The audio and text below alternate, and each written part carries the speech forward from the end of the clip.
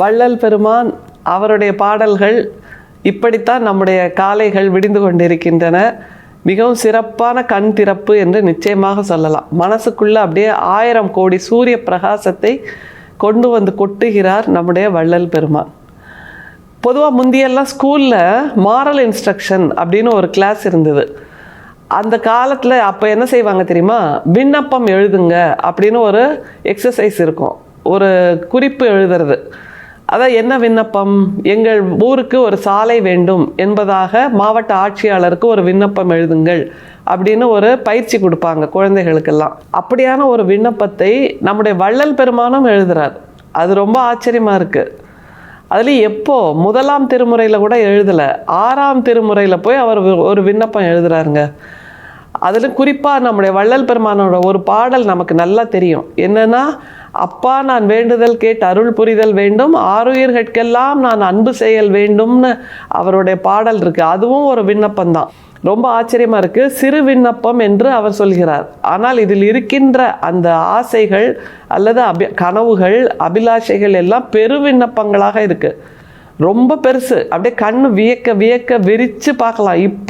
இப்படியா ஒரு ஆசை அப்படிங்கிற மாதிரி எப்படிப்பட்ட பட்டியலை அவர் கொடுக்கிறார் பாருங்க. இதனால் தான் அவர் வள்ளல் பெருமானாக இருக்கிறார். நம்முடைய பட்டியல், நமக்கு ஒரு விண்ணப்பம்னு சொன்னால் நாம் சின்ன சின்ன விஷயங்களாக எழுதுவோம், கடுகு மாதிரி விஷயங்களை எழுதுவோம்.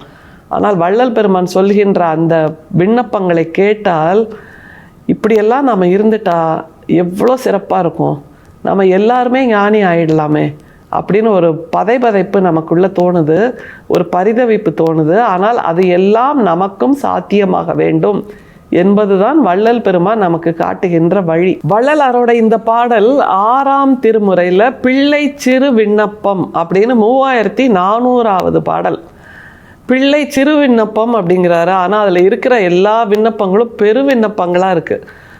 ஆனால் இந்த நிலையை நாம் அத்தனை பேரும் அடையலாம் அப்படிங்கிறதுக்கான க்ளூ தான் அவர் இதை நமக்கு சிறு விண்ணப்பம் என்று சொல்கிறார். பாடலை பாருங்களேன். இறக்கவும் ஆசை இல்லை, இப்படி நான் இருக்கவும் ஆசையின்றி, இனி நான் பிறக்கவும் ஆசையில்லை, உலகெல்லாம் பெரியவர் பெரியவர், எனவே சிறக்கவும் ஆசையில்லை, விசித்திரங்கள் செய்யவும் ஆசை ஒன்றில்லை, துறக்கவும் ஆசையில்லை, துயரடைந்து தூங்கவும் ஆசை ஒன்றில்லையே. பிறக்கவும் ஆசை இல்லை, இறக்கவும் ஆசை இல்லை, சிறக்கவும் ஆசை இல்லை, சாதனை செய்யவும் ஆசை இல்லை, தூங்கவும் ஆசை இல்லைன்னு 8 வகையான ஆசை இல்லை அப்படிங்கிறார் நம்முடைய வள்ளல் பெருமான். நமக்கு இதில் 2 முக்கியமான ஆசை நமக்கு உண்டு. என்னன்னா, பிறக்கவும் ஆசை இல்லை, இறக்கவும் ஆசை இல்லைங்கிறது நமக்கும் உண்டு.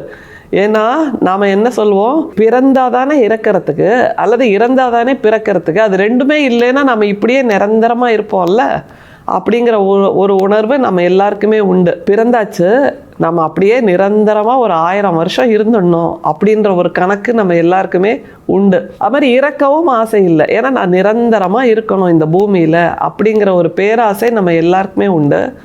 ஆனால் வள்ளல் பெருமான் இப்படியே ஆசைப்படுறார் இல்லை, எப்படி ஒவ்வொரு ஆசையாக சொல்லிக்கிட்டே வர்றாரு பாருங்களேன். இறக்கவும் ஆசை இல்லை, இப்படி நான் இருக்கவும் ஆசையின்றி, இனி நான் பிறக்கவும் ஆசை இல்லை. இறக்கவும் ஆசை இல்லை, சரி விட்டுறலாம். ஏன்னா எப்போவுமே மரணமில்லா பெருவாழ்வு அப்படிங்கிறத நம்ம வள்ளல் பெருமான் சொல்லிக்கிட்டே இருக்கார். மரணமில்லா பெருவாழ்வு அப்படின்னா என்ன அப்படிங்கிறத பல முறை நம்ம பார்த்துருக்கோம். மரணமில்லா பெருவாழ்வுங்கிறது நம்ம மனசில் இருக்கிற ஆசாபாசங்கள், நம்ம போட்டி பொறாமை, இந்த மாதிரி தீய சக்திகள், தீய உணர்வுகள், தீய எண்ணங்கள், இது எல்லாம் இல்லாமல் போச்சுன்னு வைங்களேன். அப்போ நாம் அங்கே உள்ளுக்குள்ளே மரணமடைந்து ஒரு புதிய உயிராக இருக்கும்போதே பிறக்கிறோம்.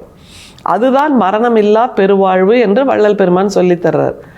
அப்படி இறக்கவும் ஆசை இல்லை அப்படின்னா, நான் முழுமையாக நல்ல மனிதனாக மாற வேண்டும், எனக்குள் இருக்கின்ற குற்றங்கள் என்று அது இறந்து நான் புதியதாக பிறப்பது, அல்லது குறைகள் என்று அது இறந்து நான் புதியதாக பிறப்பது, என்னுடைய வன்மம் என்பது இறந்து நான் புதியதாக பிறப்பது, பொறாமை என்பது இறந்து நான் புதிதாக பிறப்பது, அப்படியாக தீய சக்திகள் தீய குணங்கள் எதுவுமே இல்லாமல் இறக்கவும் ஆசை இல்லைன்னு அவர் சொல்றது அதுதான். எப்போதும் பனித்துளி போர் தூய்மையாக இருக்க வேண்டும், அதை சொல்றார்.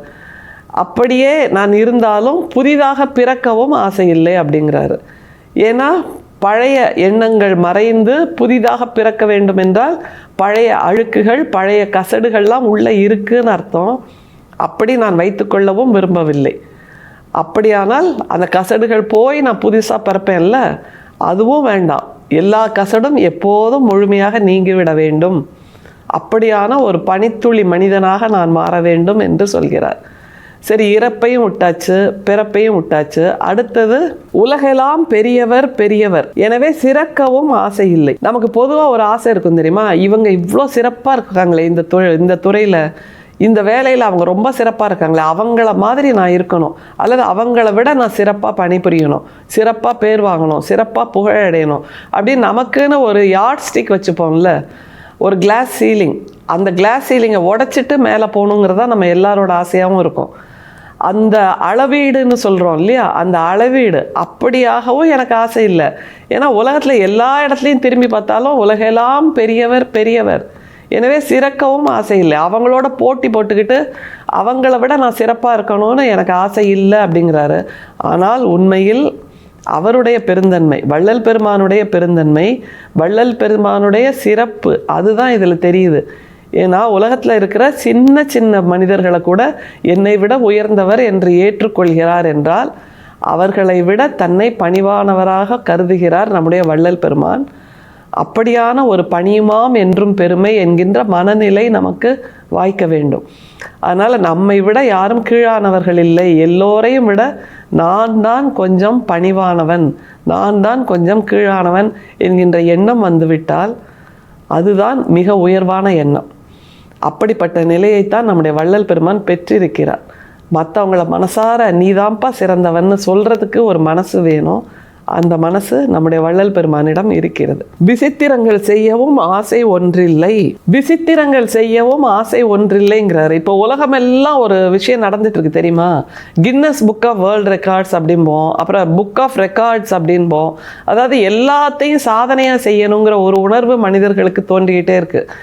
எது வேணாலும் வித்தியாசமாக செஞ்சால் அது ஒரு சாதனை, பின்னாடியே ஒரு 1000 கிலோமீட்டர் நடந்தால் அது ஒரு சாதனை, முட்டி போட்டுக்கிட்டே நடந்தால் அது ஒரு சாதனை என்பதாகவெல்லாம் பல சாதனைகள் செய்யப்பட்டிருக்கின்றன. அதைத்தான் நம்முடைய வள்ளல் பெருமான் விசித்திரங்கள் அப்படிங்கிறாரு. இதுவரைக்கும் மனிதர்கள் இயல்பாக செய்த விஷயங்கள் இல்லை, விசித்திரமாக செய்தது. அதைத்தான் நம்முடைய வள்ளல் பெருமானும் அப்படி ஆசையும் எனக்கு இல்லை அப்படிங்கிறார். சரி, வேற எதுக்கு தான் ஆசைப்படுறாரு அதை சொல்லி நிறைவு செய்கிறார் பாருங்க. துறக்கவும் ஆசை இல்லை, துயரடைந்து தூங்கவும் ஆசை ஒன்றில்லையே. இப்படியாக இந்த விஷயங்களை எல்லாம் நான் துறக்கணும் அப்படின்னா அந்த ஆசையும் எனக்கு இல்லை, நான் இயல்பாகவே இருந்துட்டு போயிடுறேன். ஏன்னா அது அப்படி ஆசைப்பட்டா என்ன ஆகுமா, துயரடைந்து தூங்கவும் ஆசை ஒன்றில்லையே. நாம் எல்லாம் இரவில் தூங்க போகிறோன்னு வைங்களேன், மனசு முழுக்க துயரே இல்லைப்பா, எனக்கு நிம்மதியாக இருக்கு அப்படின்னா நம்ம தூங்க போகிறோம் இல்லையே. ஒரு மலையளவு துயரத்தை மனசில் வச்சுக்கிட்டு சரி காலையில் விடியும் போதாவது நல்லபடியாக விடியட்டும் அப்படின்னு ஒரு நினைப்போடு தானே தூங்க போகிறோம். மனசில் முழுக்க முழுக்க நிம்மதியோடு யாராவது தூங்க போகிறோமா? கோடீஸ்வரர்களுக்கும் கூட கோடிகளுக்கு உண்டான கவலையோடு தானே தூங்க போகிறாரு. குடிசையில் இருப்பவர்களும் அந்த குடிசைக்கு அளவுக்கான துயரங்களோடு தானே தூங்க போகிறாங்க. அப்படின்னா அந்த துயர் கூட எனக்கு இல்லாமல் தூங்கவும் வேணும் அப்படின்னு ஆசைப்படுறாரு. ஆனால் அதுவும் இல்லையா. அப்படின்னா எதைத்தாம்பா விரும்புகிறார் நம்முடைய வள்ளல் பெருமான் என்றால் சுத்த சிவ சன்மார்க்கம் ஒன்று மட்டும்தான் அவருடைய ஆசையாக இருக்கிறது என்பதை 6ஆம் திருமுறை நமக்கு காட்டுகிறது. அந்த சுத்த சிவ சன்மார்க்கம் என்ற நிலை வரும்போது அன்பு செய்வது ஒன்றை மட்டும்தான் அவர் தன்னுடைய வேண்டுதலாக விண்ணப்பமாக வைக்கிறார். அதைத்தான் நாமும் விண்ணப்பமாக வைக்க வேண்டும். மற்றவங்கள்ட்ட வச்சா போதாது, நமக்கு நாமே அந்த விண்ணப்பத்தை அளித்து கொள்ள வேண்டும். தினசரி நமக்கு நாமே அளிக்க வேண்டிய விண்ணப்பம் எது தெரியுமா? இன்னைக்கு கொஞ்சம் அன்பாயிர, இன்னைக்கு கொஞ்சம் கருணையாயிர, இன்னைக்கு கொஞ்சம் பாசமாக பேச, இன்னைக்கு கொஞ்சம் இனிமையாயிர அப்படின்னு நமக்கு நாமே விண்ணப்பம் கொடுத்து கொள்ள வேண்டும். கொடுத்து கொள்வோம். அப்படி செய்தால் நிச்சயமாக வள்ளல் பெருமானுடைய சன்மார்க்கிகளாக நாம் அத்தனை பேரும் உருவாக முடியும்.